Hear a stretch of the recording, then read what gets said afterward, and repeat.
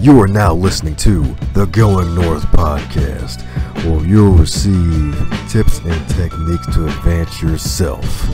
I'm your host, Dom Brightmon, and every week we're going to be hearing from an author who's going to share their expertise to help you charge forward in life. On a quick side note, be sure to check out Going North the book. It's available in ebook, audio, as well as paperback form for those who love to read a traditional book.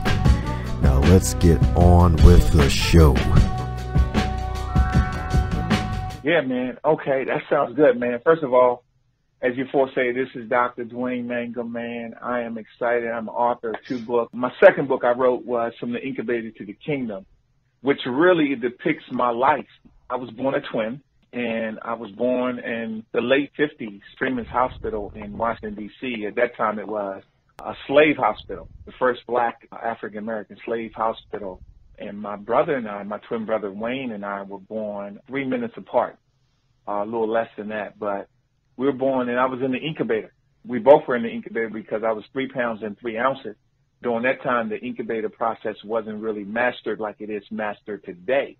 And the reality is, man, I had to stay in there a little longer, about, I think 30, my mom said 30 or 40 days, simply because I wasn't growing. And the incubator is really a process of warming you, keeping you warm, keeping you with the right nutrients so you don't get any infections. And so that kind of allowed me to pen that book, From the Incubator, which would start my journey into this life, into this earth. One of the things that I overcome after going through the incubator process, unfortunately, my mom and dad got a divorce. And my dad took the twin boys. My mom had 6 sons and 1 daughter, and he took the twin sons to live with him. And in that process, man, I experienced homelessness. I also experienced, I had blood poisoning at the age of 6.5, 7, and I had to be rushed to the hospital. And I was about to die, Don. The doctor said that if I didn't make it in there then, I would have died. And so, be honest with you, man, I was really, at 6 years old, 7 years old, really depressed young man, because I did not have my mom. I did not have the people around me that I thought supported me. And so, going through that process, I didn't have a lot of hope at that time. But as I moved forward in my life, the good Lord allowed me to reconnect with my mother. I was almost 10 years old, so my brother and I reconnected to my mother. And in reconnection, my life began to turn. It began to take a great turn, a positive turn, where I got myself kind of back together, started eating better and doing the right things. And so after almost a death of being homeless, as well as having blood poisoning, God began to give me this book, man, to write. Years ago, I just didn't put it into practice till I went through some more things. And I can tell you that going through the incubator process was one thing, but also going through the process of living life, being with my brothers and my sister. It wasn't an easy transition as I thought, because it was coming into an already made situation. Even though I was a sibling, it was still difficult to be accepted. And because I've been out and so many different things have transpired, and so my mother went from providing for 5 to providing for 7. And my mom at that time was a single parent. So it was really difficult mental and emotional transition for me, because I felt like my brothers didn't want me there. They didn't want my other brother, my twin brother there, because we kind of messed up the cycle. I felt that way, and maybe because I was just dealing with, loneliness and being away from my family connection. And so when I got there, I went through some of the difficulties with that, just trying to fit in. Again, even in your own family, I was trying to fit in. Oh, and so when God, man, the mental anguish at 8, 9, and 10, well, I was about 10, the mental anguish, it was unreal, of just trying to fit in and getting back into the school system, just going to seemingly in a whole different environment, mentally, emotionally. But I knew something was inside of me, because after God got me out of the blood poison and being homeless, and I want to say this real quick about being homeless. My father, unfortunately, because he dealt with alcoholism, so we didn't always have a place to stay. So my brother and I end up sleeping in my dad's car and washing up at a very filthy gas station to go to school. So it was a very traumatic and devastating emotional and mental and even physical thing for me to endure that as a young person. And, you know, I can attribute that because my grandmother prayed for me, man, and she kind of kept going. And I really didn't realize how challenged I was until I started getting into the school system and not being well liked and dealing with all the low self-esteem issues and just dealing with just trying to cope with life in itself at a very young age. But I always knew that there was something inside of me. I just didn't know how to get it out. And so I was fortunate enough and blessed enough to join the Boy Scouts. And I had a mentor there, and they began to pour things into me to build me up positively, to build me up in a place to know that I can be successful, even as a young man, even coming from a very traumatic childhood. And so, honestly, Dom, I did not even know what Christmas was until I was 10 years old. I never even really knew what Christmas was, of the process of giving and accepting, because unfortunately, my dad in this situation did not know how to do that, or he did not have time to do that. So growing up in that environment and then coming into the environment. But one of the things that helped me to kind of get back on track, I will say, was I got interested in sports. So I started playing sports as a way of reconnecting with life, reconnecting with people, reconnecting with doing something that I love. So I became, pretty good at sports. I really fell in love with basketball because I started growing. And so at first I wasn't a good basketball athlete, but basketball taught me how to work hard. My coaches taught me how to set goals and to strive. And that kind of evolved into me becoming a young man. And so after high school, I graduated from high school. I was the first one of my mom's children out of 7, even though I have an older sister that's like 10 years older than me, to graduate from high school. First one to graduate from college, the first one to get their master's degree, the first one to get their PhD. Probably, I think I'm the only one in my mom's direct line of family that have a PhD. As a segue, I want to say this about 24 and 25 years old that are listening, that will listen to this interview, is that it doesn't really matter where you start. It really matters where you finish. It really matters that even though you may have a traumatic experience that may be even deeper than mine, you have to connect up with a spiritual base, God. You have to connect with some really amazing people, and you have to love yourself. You have to know that even despite you may have been given the cards that doesn't seem that you can win, you still have the capacity to win. You just have to find out that you were put on this earth to do something phenomenal, to do something galvanizing, to do something really incredible, not only to change your life, but to change other people's life.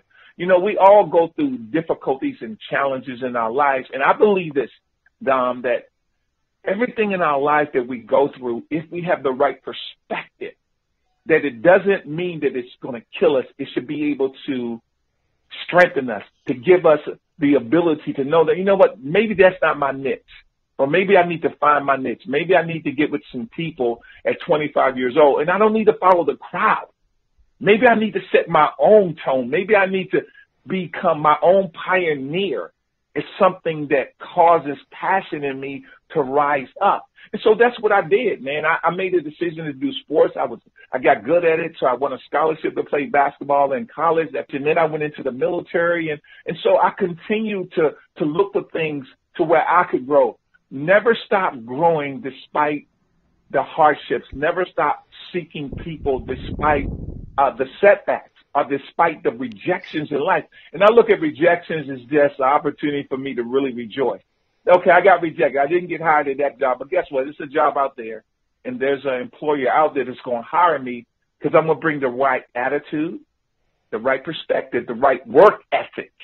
I'm not going to be a person that give up. And listen, at 25 years old, some of us are, I was 25 at one time. We were just trying to find ourselves. We were trying to find out the things that make us click. Maybe it was in a relationship. Maybe it was in a job. Maybe it was in a group of buddies, or maybe it was in a thing that you wanted to do. But one of the things that really helped me, another point that helped me, Dom, was that I learned from God to decide what to draw my life from. If you're drawing your life from people only, then they can let the oxygen out of your life and put you in a place of depression or a place of loneliness.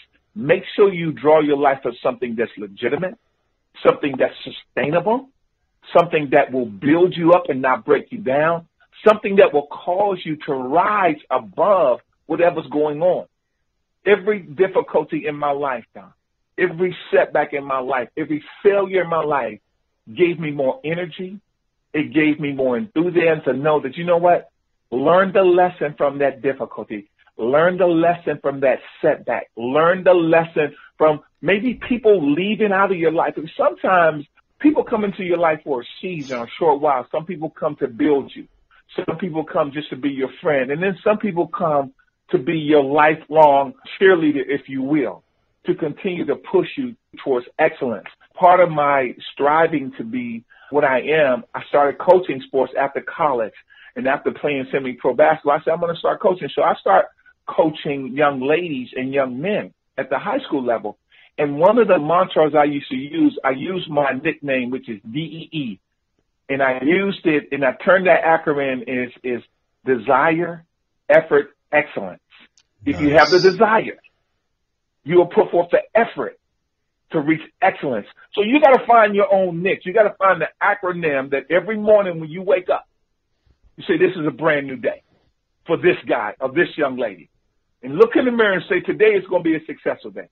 Today I'm going to do something phenomenal with the help of God. Today I'm going to be a part of changing somebody's perspective, because I'm looking in this mirror and say, for today, this Monday, I'm going to change somebody's perspective. They may be down in the dumps. They may be downtrodden. They may have had a tough weekend, but I get a fresh breath on Monday or whatever day that is and say, you know what?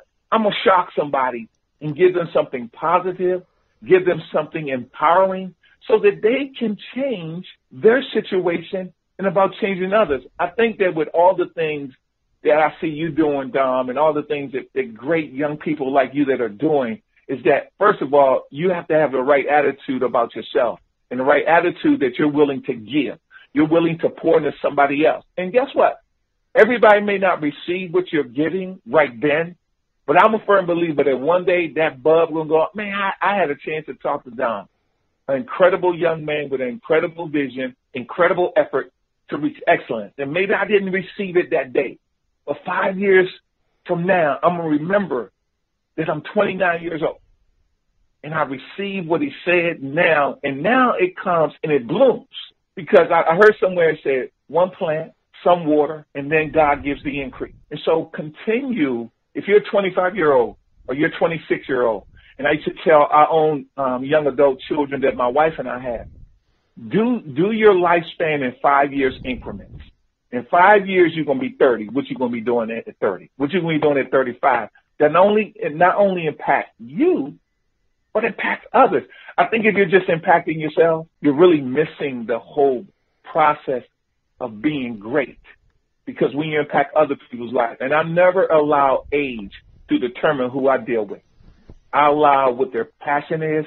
If I can increase their passion, and I can increase their love, if I can give them a sense of striving for excellence and destroying the mindset of the spirit of mediocrity, because we were planted in this earth to do great things.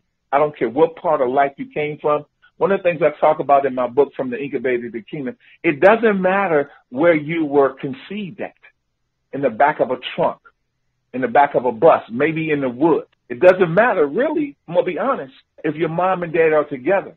It does matter that you understand that you are a gift to the earth, that God made you a gift to do something unique, something original, because you've been created by the original designer. And so, therefore, understand that it doesn't matter how you got here, but it does matter that you make an impact. I heard one person say that when I leave this earth, that I don't want to leave nothing on the table. I don't want to leave nothing, no dream, no plan, no potential. I don't want to leave nothing on the table. When I take my last breath, Dom, I want to make sure I did everything I was given the opportunity to do, and that I went at it with such a progression and with such an active motivation. The last thing I'll say in this interview is that when I played basketball and I coached basketball, and this was back in the day, and I don't know who cloned this particular cliche, but they said this is blacktop. If you don't come strong, don't come at all. Wow. And so what I want to tell everybody that's listening to me, you may have some setbacks. Okay, they're good. Setbacks are good because setbacks teach you how to regroup, how to re-strategize, and then how to go get it. This is blacktop that we're living in, Don. If you're 25 years old, if you're 26, 27, and you want to be an entrepreneur, you want to be an author, you want to be something phenomenal, understand that this is blacktop. If you don't come strong, don't come at all. Thank you so much, man, for having me on this incredible podcast with you. I'm basically done, man. I'm grateful that you had me on, and hopefully I said something that made sense, that will inspire someone to continue to reach their goals and to make things happen for themselves. Amen indeed. I mean, I don't need to wait till Sunday to go to church.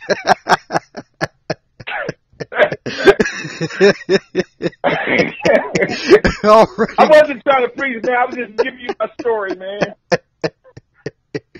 But that's the awesome thing, though, because stories stick a lot harder than facts do. You could throw statistics at people all day, but just like listening to someone's story, especially if one as powerful as yours, I mean, that just touches me, and it touches a lot of others that I'm very, very sure of. Because I mean, not having Christmas until you were at least 10, and then the blood poisoning, being in the incubator, the homeless father and then just washing in the gas stations while you were a kid, not 3 years. That is some dark times, and then to overcome them and to become the first PhD in their family, author of 2, soon to be 3 books, and just inspiring others to just be great. And it's just a wonderful thing.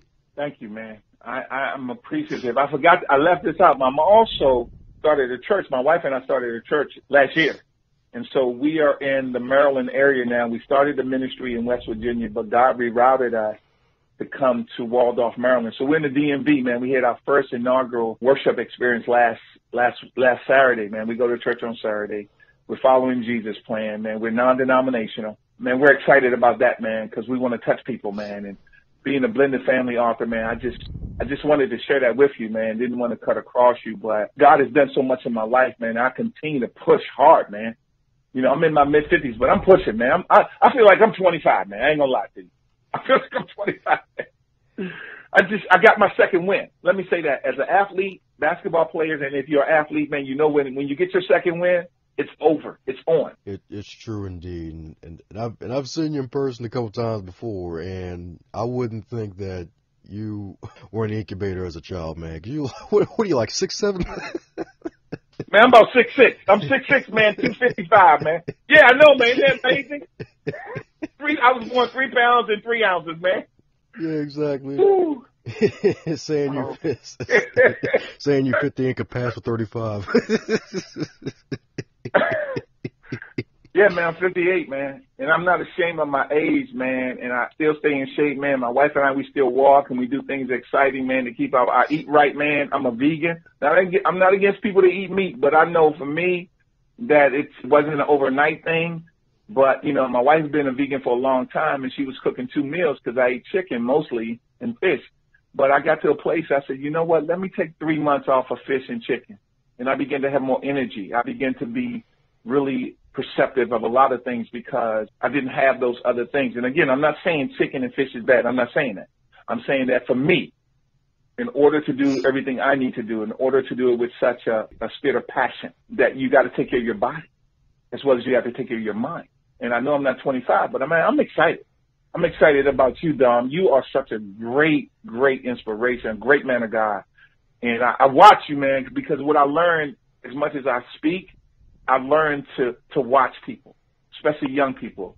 You know, I love millennials. I love young people because my wife and I, we have 3 millennials, man, that are our children. So we watch people that are young and we give them all the respect and all the honor, man, and I listen to them. See, I'm not one of these dads that say, okay, you younger than me. No.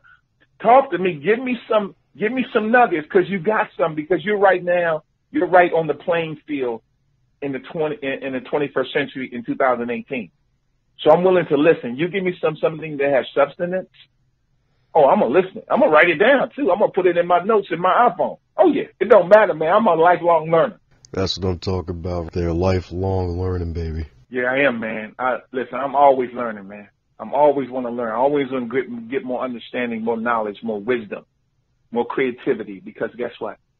That's what this earth needs, man. They need people willing to be lifelong learners. I appreciate you so much for having me on your podcast. So before you make a run for mine, shouting out your social media handles and how we can get in touch with you. Yeah, man, I'm on social media at Imagine Me Family Worship Center on Twitter, Facebook, Imagine Me Worship Center on Facebook. I'm on Dr. Blend on Facebook. I'm on LinkedIn as Dr. Mangum. All you got to basically what you have to do if you pick those up, man. My books are on Amazon, Barnes and Nobles. You can pick them up. You can order them, download them. You can get them hardback, paperback. You can reach me on LinkedIn, any social media, and I tell people, because I didn't write that down. I'm still getting this thing. But if you Google me, you can find any of my handles anywhere where I'm located. I hope that's good enough. Oh, yeah, it's good enough indeed. And be sure to pick up some copies of both of his books, especially that from An Incubator to the Kingdom. My copy came in yesterday, and I have to say it's really awesome because this is a large print book, and it's really great for those who don't want to wear the glasses while they're reading. So this is a real good book. And you know what? I did that on purpose so people don't have to worry about their glasses, man, because I wear glasses, too, from time to time. Thanks a bunch for your listening ears on the Going North podcast. I hope you really, really enjoyed that episode. If you enjoyed the episode, be sure to share it with your friends and family, especially those who love podcasts and love listening to some inspiration and motivation. And keep a lookout for the sequel to Going North, Tips and Techniques to Advance Yourself in October 2018. And if you'd like to connect with me directly, feel free to shoot me an email at dombrightmon